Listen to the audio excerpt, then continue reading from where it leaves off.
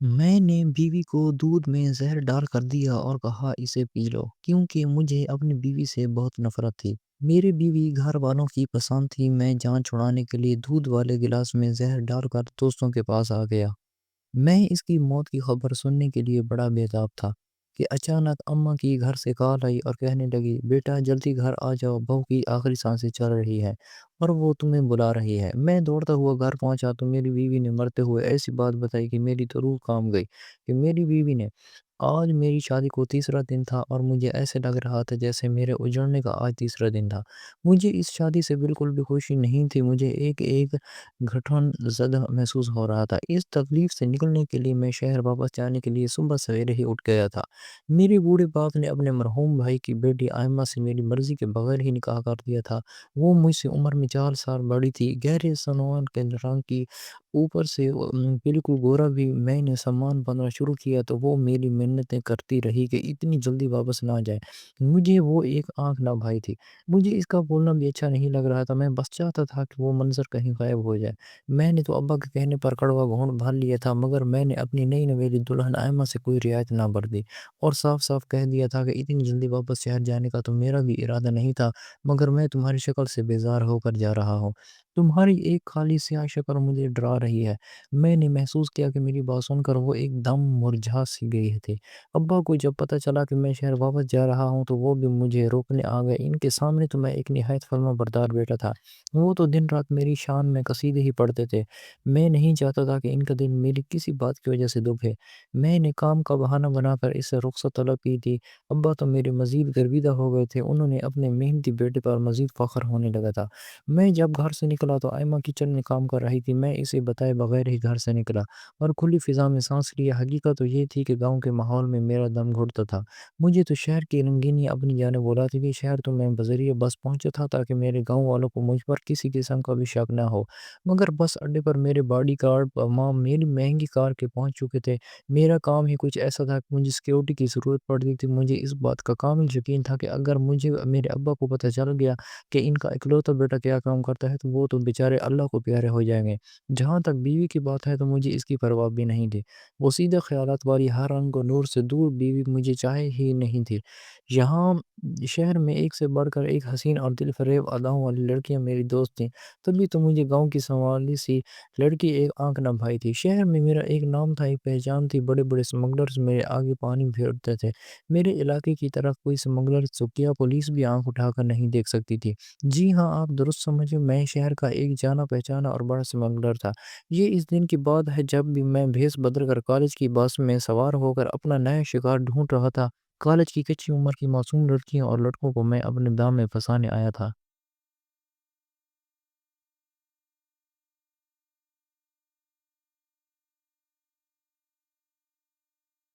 اس عمر میں ہر ایک کی چاہت ہوتی تھی کہ وہ آگے بڑھ کر اپنے والدین کا سہارا بنے، اپنے باپ کے کندھوں پر بڑا بوجھ ہلکا کرنے۔ میں اچھی خاص رقم کی آفر کرتا تو وہ بہت سے نوجوان میرے کارندے بن کر سمگلنگ کا کام شروع کر دیتے تھے۔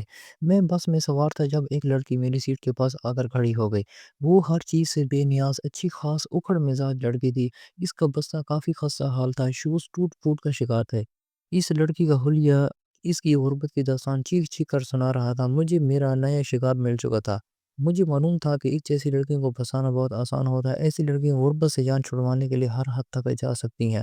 میں اپنی سیٹ سے اٹھا اور اسے مخاطب کر کے کہا کہ تم اس سیٹ پر بیٹھ جاؤ۔ وہ تو غصے سے بھڑک اٹھی اور مجھے گھورنے لگی اور کہنے لگی کیا ہے، میں تم جیسے لفنگوں کو خوب سمجھتی ہوں، لڑکی کو مخاطب کرنے کا تو بہانہ ہی چاہیے ہوتا ہے۔ تم لوگوں نے مجھے اس کی جرات اچھی لگی تھی۔ مجھے معلوم ہو گیا تھا کہ یہ میرے لیے نہایت کارآمد ثابت ہوگی۔ میرے سامنے ایک دم میری ڈرپوک سی بیوی کا سر پر لہرا گیا تھا، میرے ہاتھوں منہ ہی کڑوا ہو گیا۔ اس دن کے بعد میں ہر روز بس میں سوار ہوتا، اس لڑکی کو مخاطب کرنے کا پن موقع ہاتھ سے جانے نہ دیتا۔ میں نے اپنے خاص بندوں کو اس کی جاسوسی پر بھی لگا دیا تھا۔ اگلے ہی دن مجھے اس کی مکمل معلومات مل چکی تھی۔ وہ غریب سے لوگ تھے، 2 کمروں کے مکان میں رہتے تھے، بوڑھی ماں باپ کی وہ اکلوتی بیٹی تھی۔ اس لڑکی یعنی عائشہ کے کالج کا پتہ میں نے لگوا لیا تھا۔ کچھ دن جان بوجھ کر بس میں نہیں آیا، مجھے سب کچھ خالی خالی سا محسوس ہونے لگا تھا۔ اپنی اس کیفیت سے بے خبر تھا۔ اگلے ہی دن اس کے پرنسپل کے آفس میں بیٹھا تھا۔ میں نے اس کے پرنسپل کو کہہ دیا تھا کہ عائشہ کی پل پل کی رپورٹ مجھے چاہیے۔ پرنسپل کا غصہ اور اکڑ تو میرے ساتھ کھڑے بڑی بڑی مونچھوں والے باڈی گارڈ کی تو کہہ رہی ختم ہو گیا تھا۔ اس نے مجھ سے میرا نمبر مانگا، نمبر لکھ کر میں وہاں سے اٹھا، لیکن نہ جانے کیوں میرا جی بار بار اس لڑکی کو دیکھنے کو کرنے لگا تھا۔ چند دن بہت مصروف تھے، میں عائشہ کو نہ دیکھ پایا تھا، مگر اس کا خیال برابر مجھے تنگ کرتا رہا تھا۔ اچانک ایک دن عائشہ کی پرنسپل کی کال آ گئی، اس نے بتایا کہ عائشہ کی شادی ہو رہی ہے۔ میری تو دل پر گھونسا پڑا تھا۔ پرسوں عائشہ کی رخصتی تھی، وہ پرنسپل سے چھٹیاں مانگنے آئی تھی۔ جب اس نے فوراً مجھے کال کر کے بتا دیا تھا، میں غم و غصے کے عجیب سے مرحلے سے گزر رہا تھا۔ مجھے سمجھ نہیں آ رہا تھا کہ میں کیا کروں۔ تب اچانک مجھ پر انکشاف ہوا کہ میں تو عائشہ سے محبت کرنے لگا ہوں۔ مجھے اپنی اس حالت پر جی بھر کر ہنسی آئی تھی۔ عین اس کے نکاح کی شام کو میں نے اپنے بھروسے کے آدمی بھجوا کر عائشہ کو اس کے گھر سے اغوا کر کے اپنے فارم ہاؤس میں بند کروا دیا۔ میں نے اپنے آدمی کو سخت ہدایت دی تھی کہ لڑکی کو کسی قسم کی کوئی پریشانی نہیں ہونی چاہیے، اس کی عزت کی حفاظت میرے ذمہ تھی۔ اس پر میں نے آنچ بھی نہ آنے دی۔ میرا دل عائشہ کو دیکھنے کے لیے میں چلتا رہا، مگر میں نے بڑی مشکل سے خود کو مصلحت کے تحت روکا تھا۔ ایک دن اور ایک رات اپنے فارم ہاؤس پر رکھ کر اسے بحفاظت اس کے گھر واپس پہنچا دیا گیا۔ وہ جیسے معصوم میرے فارم ہاؤس آئی تھی، ویسے ہی معصوم اور پاک اپنے گھر واپس چلی گئی تھی۔ میرے علم میں یہ بات آ چکی تھی کہ عائشہ کے منگیتر نے یہ کہہ کر رشتہ ختم کر دیا ہے کہ تم ایک دن اور ایک رات باہر رہ کر آئی ہو، مجھے کیا معلوم تمہارے ساتھ کیا ہوا ہے۔ اس بات کا بھی ذکر علم عائشہ تم اپنی مرضی سے ہی گھر سے نکلی ہو، میں ایسی بد کردار لڑکی کے ساتھ شادی نہیں کر سکتا۔ یہ بھی سنتے میں آیا تھا کہ اس معاملے کے بعد عائشہ بہت دل برداشتہ سی ہو گئی۔ وہ سارا سارا دن روتی رہی۔ بوڑھا باپ بیٹی کو دیکھ دیکھ کر کٹتا، جو میں چاہتا تھا وہی ہو گیا تھا۔ کسی کو کانوں کان خبر بھی نہ ہوئی کہ اس کے پیچھے کس کا ہاتھ تھا۔ وہ سانپ بھی مر گیا اور لاٹھی بھی نہ ٹوٹی۔ اب مجھے آگے پیش رفت کر کے عائشہ کے دل میں جگہ بنانی تھی۔ مہر کا بڑی پلاننگ کے ساتھ کرنے کا عادی تھا، تب ہی تو آج تک گرفتار نہیں ہو سکا۔ پولیس کو مجھ پر شک تھا، مگر وہ میرے خلاف ثبوت ڈھونڈنے سے قاصر تھے۔ خیر، میں عائشہ کی گلی میں جا کر کھڑا ہو جاتا تھا۔ میں نے بڑی ہوشیاری سے عائشہ کے والد کے ساتھ تعلق بڑھا لیے تھے۔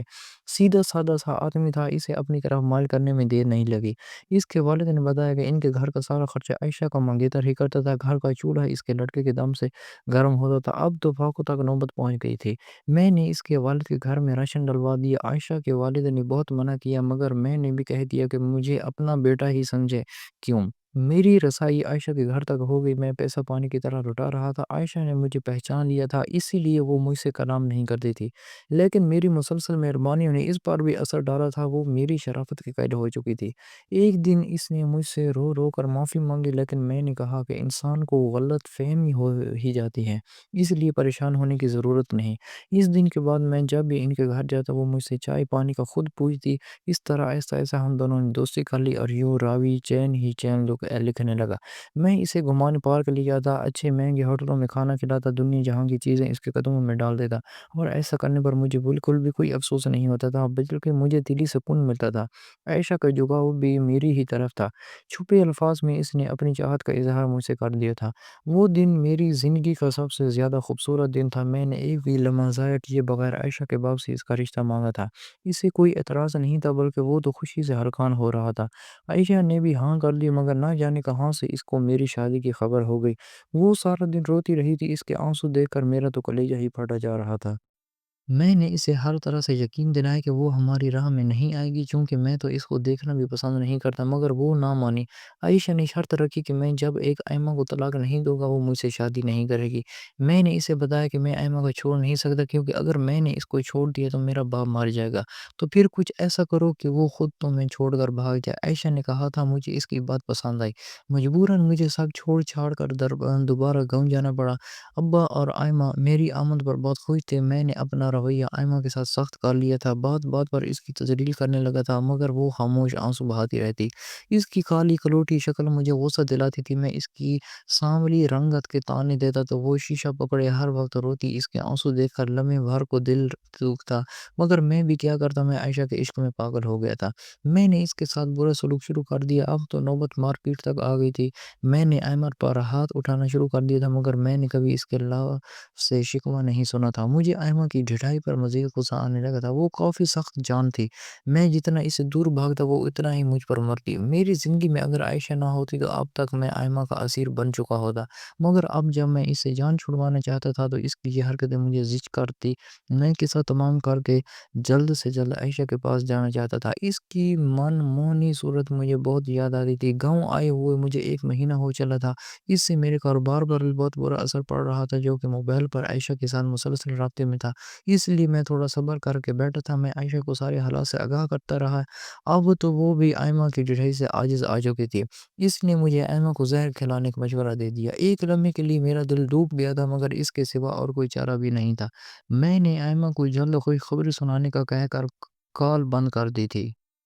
شام ہو چکی تھی، میں نے ایما کو گھر میں ڈھونڈا مگر وہ کہیں نظر نہیں آئی۔ میں چھت پر گیا تو وہ سوگوار سے بیٹھی آنسو بہا رہی تھی۔ میں نے اسے بڑے پیار سے بات کی تھی، کیا ہوا ایما؟ میرے پوچھنے پر وہ رو دی، مگر لب پہ کوئی شکوہ نہ لائی۔ میں بہت برا ہوں نا، میں نے لہجے میں مصنوعی محبت بھر کر اس سے پوچھا تھا تو وہ تڑپ کر رہ گئی تھی۔ بری تو میں ہوں، پہلے آپ کی زندگی کو جہنم بنا دی ہے، آپ کی طرف دیکھ کر دل دکھتا ہے کہ کیسے آپ جیسے حسین مرد کو مجھ جیسی بدصورت بیوی ملی ہے۔ آپ کہاں برے ہیں؟ بری تو میں ہوں، اس کی باتیں تم جو مجھے اپنی بستی کا یقین دلا رہی تھی۔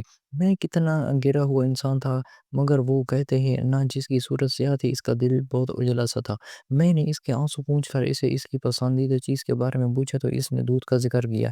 میں مسکرا دیا تھا۔ ایک لمحے کو میرا دل چاہا کہ وقت تھم جائے، مجھے اس معصوم لڑکی کی جان نہ لینی پڑے، مگر عائشہ کا سراپا جب آنکھوں کے سامنے لہرایا تھا تو مجھے کڑوا گھونٹ پینا ہی پڑا۔ میں کچھ دیر اس کے پاس بیٹھنے کے بعد گوالا کی دکان پر گیا اور گوالا کی دکان سے تازہ دودھ لیا اور ڈیری کی طرف چل دیا۔ وہاں سے میں نے کھیتوں میں ڈالنے والی زہریلی سپرے دودھ پر چھڑکی۔ ایسا کرتے وقت میرے ہاتھ تھر تھر کانپ رہے تھے، میں پسینے سے شرابور ہو چکا تھا، مگر اس دن شیطان نے میری ایک نہ چلنے دی۔ وہ مجھ پر بری طرح غالب آ چکا تھا۔ میں گھر کی طرف چل دیا، مجھ میں ہر قسم کا احساس ختم ہو چکا تھا۔ میں نے مصنوعی محبت جتا کر وہ دودھ ایما کے سامنے رکھا اور کہا اسے پیو، مگر وہ ہچکچاہٹ کا شکار تھی۔ میرے مجبور کرنے پر اس نے دودھ کا گلاس پی لیا۔ جب مجھے یقین ہو گیا کہ وہ اتنی زہریلا دودھ سے مر جائے گی تو میں بھی اٹھ گیا۔ سامان تو پہلے سے ہی پیک تھا۔ میں ایما کو الوداع کہہ کر خوشی خوشی شہر کے سفر پر نکل کھڑا ہوا۔ میں بہت مطمئن تھا کہ میری خوشیوں کے درمیان سب سے بڑا کانٹا اب نکل چکا تھا، مگر نہ جانے کیوں میں جیسے جیسے شہر کی طرف بڑھ رہا تھا میرا دل بیٹھا جا رہا تھا۔ میں نے عائشہ کو کال کر کے اپنے آنے کے بارے میں بتا دیا تھا، لیکن اس کے گھر پہنچ کر میں نے سرپرائز دینے کا سوچا۔ دروازے کی چابی میرے پاس موجود تھی، میں نے چپکے سے دروازہ کھولا اور اس کے گھر میں داخل ہو گیا، لیکن یہ کیا؟ مجھے عجیب سا احساس ہوا۔ خاموشی اس قدر تھی کہ مجھے قبر کا گمان ہونے لگا تھا۔ تبھی میں نے عائشہ کو دیکھا اور ایک کمرے سے نمودار ہوئی، سنجی سنوری سی، وہ بلا شبہ بہت حسین لگ رہی تھی اور عائشہ کے ہاتھ میں مٹھائی کی پلیٹ تھی۔ وہ خوشی سے نہال ہو رہی تھی۔ آج ہمارے راستے سے ہر قسم کا کانٹا نکل چکا ہے، آج خوشی کا دن ہے، یہ مٹھائی کھاؤ اور خوشی مناؤ۔ مجھے مٹھائی دے کر عجیب سا خوف محسوس ہو رہا تھا، مگر عائشہ کے بار بار کے اصرار پر میں نے ایک ٹکڑا اٹھا کر کھا لیا۔ وہ مسکراتی ہوئی ایک کمرے میں چلی گئی۔ جب اسے کافی دیر ہو گئی اور وہ نہ لوٹی تو میں بھی اس کے پیچھے چل گیا۔ میں نے دروازے کی آؤٹ سے جھانکا تو میرے قدموں تلے سے زمین ہی نکل گئی۔ کمرے سے ایک مرد کے بولنے کی آواز آ رہی تھی۔ عائشہ اس کے پاس بیٹھی کہکا لگا رہی تھی، عامر جی آپ تو فکر ہی نہ کریں، میں نے عدیل کا تو پکا پکا انتظام کر لیا ہے اور میں نے اس میں زہر ڈال کر اس کو کھلا دی ہے اور آج اپنا بدلہ میں نے اس سے لے لی ہے۔ وہ کیا سمجھتا تھا کہ مجھے کہ صبر نہیں ہوگی کہ میرا مجرم کون تھا؟ مجھے کس نے میرا مجرم عدیل ہے تو ہے، شکر ہے عامر، میں نے منگنی توڑنے کا فیصلہ واپس لے لیا، محبت تو میں نے صرف آپ سے ہی کرتی تھی اور کرتی رہوں گی۔ عائشہ کی بات سن کر مجھ میں وہاں کھڑے ہونے کی ہمت نہ رہی، میں دبے پاؤں وہاں سے نکل آیا تھا۔ اچانک گھر سے کال آئی اور میری ماں نے کہا بیٹا تمہاری بیوی کی آخری سانسیں چل رہی ہیں اور وہ تمہیں بلا رہی ہے۔ میرے قدموں تلے سے زمین نکل گئی کہ مجھے اپنی غلطی کا احساس بڑی شدت سے ہو رہا تھا۔ زہر تو مجھے بھی دیا گیا تھا، حالت میری بھی خراب ہو رہی تھی، لیکن میں اپنی پرواہ کیے بغیر جلدی سے گھر پہنچا تو میری بیوی نے مجھے مسکرا کر دیکھا، میری روح کانپ اٹھی اور پھر اچانک وہ میرے پاؤں پکڑ کر بولی آپ مجھے معاف کر دیں، میں نے آج ہی آپ کی میں گھبرا گیا کہ کیا ہوا ایما؟ اس رو کر کہا میں نے آپ کی الماری کی تلاشی لی تھی، مجھے آپ کے گھناؤنے پیشے کے متعلق کافی ثبوت ملے تھے، میں ششو پانجو مطلع رہی کہ آپ کے خلاف قانونی کارروائی کروں یا نہ، مگر میں آپ کو دوزخ کے عذاب سے بچانا چاہتی تھی، اس لیے میں نے آج ہی آپ کے خلاف قانونی کارروائی کی ہے۔ پولیس کسی بھی لمحے آپ کو گرفتار کرنے آ سکتی ہے۔ ایما کی کوئی بھی بات مجھے بری نہیں لگی تھی۔ ڈاکٹر نے اگلے 24 گھنٹے خطرناک بتائے تھے۔ میں رو رو کر اس کے لیے دعا کرتا رہا اور پھر اچانک ہی میں بھی بے ہوش ہو گیا۔ جب مجھے ہوش آیا تو میں نے اپنے ارد گرد ڈاکٹرز کا ہجوم دیکھا۔ سب سے پہلے میں نے ایما کے بارے میں پوچھا تھا۔ اللہ نے کرم کیا اور ایما بچ گئی تھی۔ جب میری طبیعت سنبھلی تو مجھے پولیس گرفتار کر کے لے گئی۔ میں نے تھانے میں دن رات اللہ سے اپنے گناہوں کی معافی مانگی۔ آج 10 برس بعد مجھے جیل سے رہائی ملی تھی۔ میں اپنے جرم کی سزا بھگت کر واپس اپنے گھر جا رہا تھا۔ دل انجانے وسوسوں سے دہل رہا تھا کہ نہ جانے ایما مجھے معاف کرے گی کہ نہیں۔ میں نے اپنی رہائی کی خبر کسی کو بھی نہیں دی تھی۔ چپ چاپ گھر پہنچ گیا اور دہلیز پر ہی رک گیا۔ گھر سے ایما کی یہ پر شفیق آواز آ رہی تھی، میرے بچوں، تم دونوں کا باپ بڑا بہادر ہے۔ کبھی بھی اپنے باپ کو کسی سے کم مت سمجھنا۔ نفرت گناہ گار سے نہیں، گناہ سے کرنی چاہیے۔ مجھ سے مزید صبر نہ ہوا اور میں بھاگتا ہوا گھر میں داخل ہو گیا۔ میرے 10 سال کے دو جڑواں بیٹے ماں کے پاس بیٹھے تھے۔ میں ان دونوں کے سامنے ہی ایما کے قدموں میں گر گیا تھا، اس سے رو رو کر معافی مانگ رہا تھا۔ اس نے مجھے معاف کر دیا تو میں اپنے بچوں سے بول گیر ہوا۔ میرے بیٹوں کے ہر عمل سے میرے لیے احترام چھلک رہا تھا اور یہ سب ایما کی اچھی تربیت کا ہی نتیجہ تھا۔ مجھے ایما سے شدید قسم کی محبت ہو گئی تھی۔ اس کی سانولی رنگت مجھے روشن جیسی معلوم ہوتی تھی۔